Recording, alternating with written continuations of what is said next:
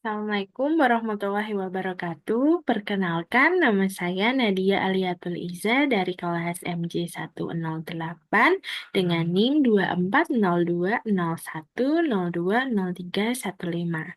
Hari ini saya akan menjelaskan tentang pemanfaatan teknologi informasi dan komunikasi. Apa-apa saja sih yang akan kita bahas hari ini? Ada enam topik besar yang akan kita bahas, yaitu dimulai dengan yang pertama, sejarah TIK, lalu ada pengertian TIK, aspek TIK, selanjutnya ada pemanfaatan TIK di berbagai bidang, dan yang kelima ada kasus dampak baik pemanfaatan TIK, dan yang terakhir ada kasus dampak buruk pemanfaatan TIK.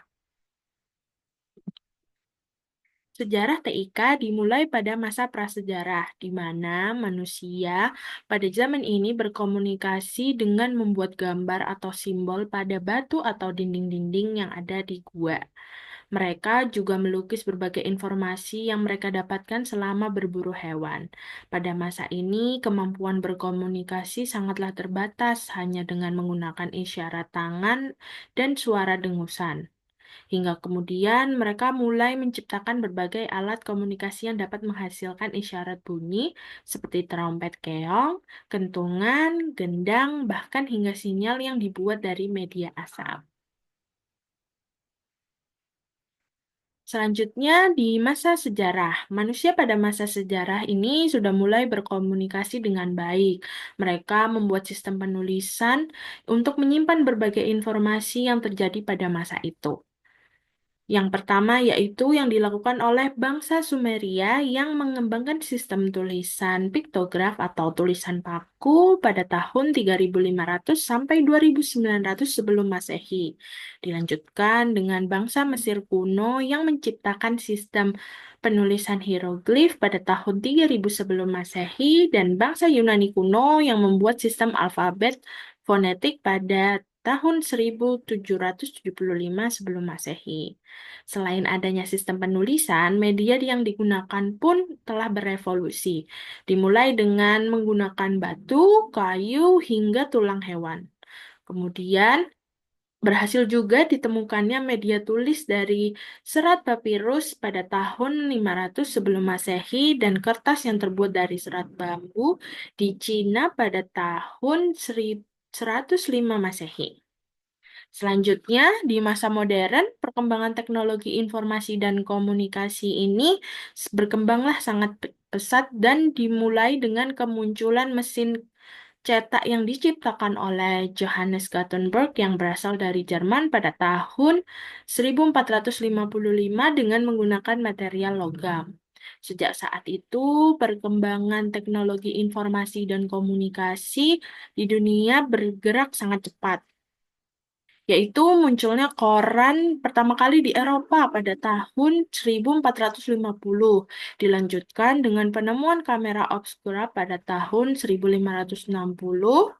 Adanya juga mesin tik yang ditemukan oleh Henry Mill pada tahun 1714 hingga penemuan telepon listrik oleh Alexander Graham Bell pada tahun 1876. TIK ini sendiri masih terus berkembang hingga saat ini. Seperti adanya email yang diciptakan oleh Ray Tomlinson pada tahun 1972 hingga pembentukan World Wide Web atau yang sering kita tahu dengan WWW oleh CERN pada tahun 1992 dan penciptaan berbagai gadget yang memiliki kecanggihan masing-masing di era sekarang. Lalu, apa sih pengertian TIK itu sendiri? Pengertian TIK menurut Bapak Martin 1999, TIK adalah teknologi yang tidak hanya terbatas pada komputer atau perangkat keras dan perangkat lunak, tetapi juga mencakup teknologi komunikasi untuk memproses dan menyimpan informasi serta menyebarkannya. Selain itu, ada juga pendapat dari Bapak Bambang Warsita pada tahun 2008. TIK adalah sarana dan prasarana yang mencakup hardware, software, dan useware serta sistem metode yang digunakan untuk memperoleh, mengirimkan, mengolah, menafsirkan, menyimpan, mengorganisasi, serta menggunakan data secara bermakna. TIK sendiri dibagi menjadi dua aspek besar, yaitu yang pertama teknologi informasi. Pada aspek ini lebih berfokuskan pada segala hal yang berkaitan dengan proses pengolahan dan pengelolaan data, termasuk perangkat keras dan perangkat lunak yang digunakan untuk mengelola informasi. Hal ini juga mencakup komputer, server, dan aplikasi yang membantu dalam pengumpulan dan analisis data. Lalu, aspek yang kedua ada teknologi komunikasi yang mengacu pada alat dan sistem yang digunakan untuk mentransfer data dari satu perangkat ke perangkat lainnya. TIK membawa banyak manfaat di kehidupan kita sehari-hari, terutama dalam berbagai bidang. Yang pertama, yaitu pada bidang pendidikan. Pada bidang pendidikan ini, TIK sangat membantu untuk akses pembelajaran secara daring. Platform e-learning memungkinkan siswa untuk mengakses materi pelajaran dari mana saja sehingga meningkatkan fleksibilitas dalam belajar. Selain itu, TIK ini sendiri juga meningkatkan sumber daya digital, memberikan akses ke e-book, video pembelajaran, dan berbagai sumber daya lain yang mendukung proses pendidikan itu sendiri. Seperti yang kita ketahui, saya sebagai mahasiswa Universitas Siber Asia menggunakan Edlink untuk mengakses materi yang diberikan oleh para dosen eh, dan bisa kita akses dari mana saja dan kapan saja. Selanjutnya di bidang bisnis, adanya e-commerce. E-commerce yang kita ketahui seperti Shopee, Lazada, Tokopedia, dan lain sebagainya ini memudahkan transaksi online yang memungkinkan bisnis untuk menjangkau lebih banyak pelanggan dan meningkatkan penjualan. Selain itu, TIK juga membantu manajemen data, penggunaan perangkat lunak untuk analisis data, membantu perusahaan dalam membuat keputusan yang lebih baik. Di bidang selanjutnya yaitu ada bidang networking. Pada bidang ini, penggunaan media sosial sangatlah terbantu karena adanya TIK.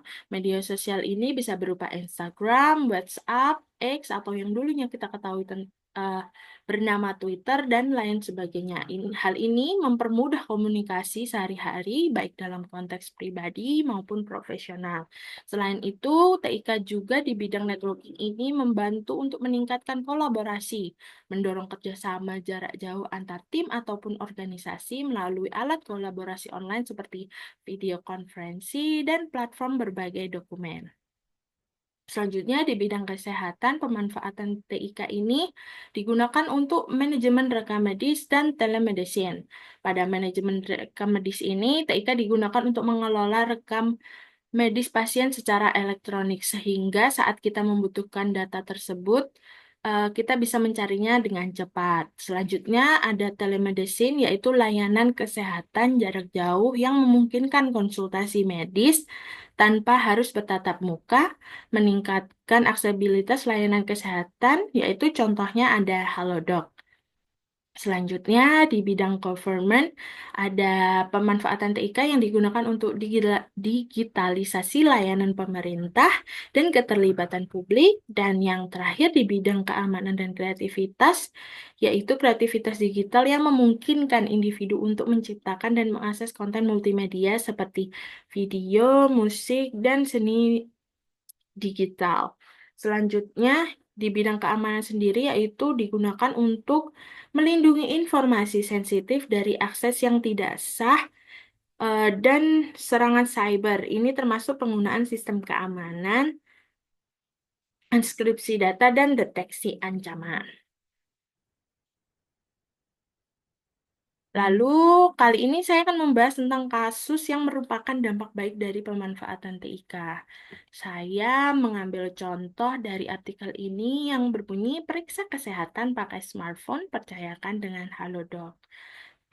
Kita sebagai warga atau masyarakat di Indonesia sangatlah terbantu dengan adanya Halodoc ini, karena kita dapat mengakses berbagai keperluan kita di bidang kesehatan atau eh, hal lainnya.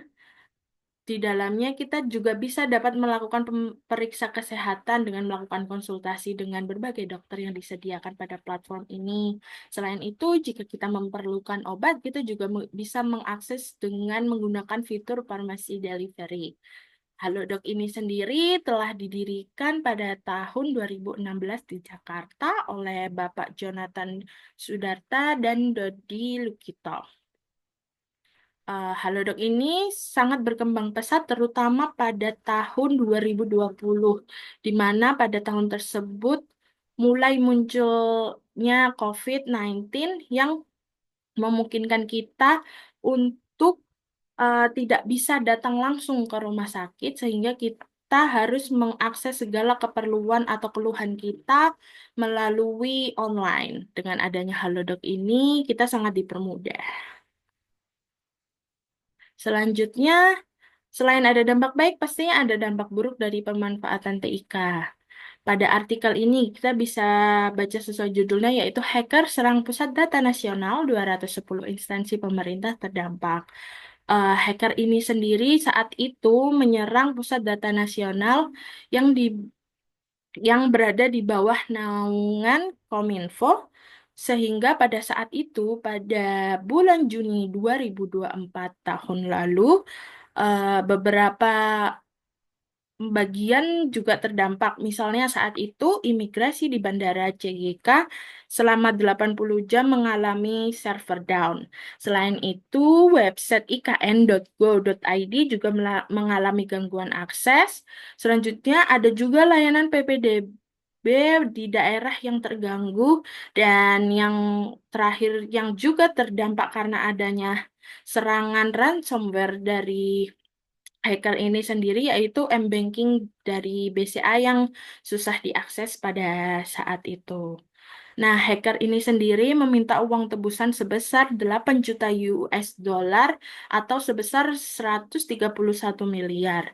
Hal ini terjadi karena data yang terkunci kayak seperti diculik sementara oleh hacker ini sehingga mereka meminta tebusan. Nah, jika negara kita memberikan tebusan tersebut, maka mereka akan memberikan kunci.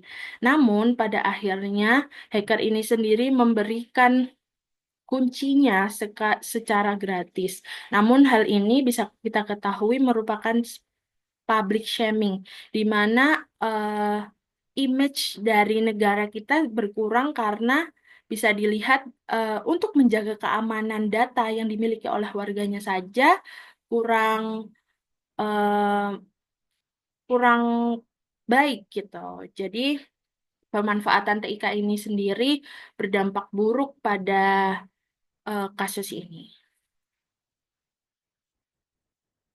Kesimpulan dari penjelasan presentasi hari ini yaitu pemanfaatan TIK telah memberikan dampak yang signifikan di berbagai bidang kehidupan. TIK telah meningkatkan produktivitas dan efektivitas di banyak sektor.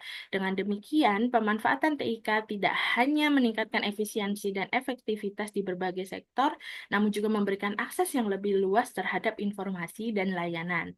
Di era digital ini, kemampuan untuk memanfaatkan TIK secara efektif menjadi kunci untuk mencapai kemajuan sosial dan ekonomi. Sekian penjelasan saya tentang pemanfaatan TIK. Apabila ada kesalahan atau kata-kata yang belum bisa dipahami, saya mohon maaf. Terima kasih. Wassalamualaikum warahmatullahi wabarakatuh.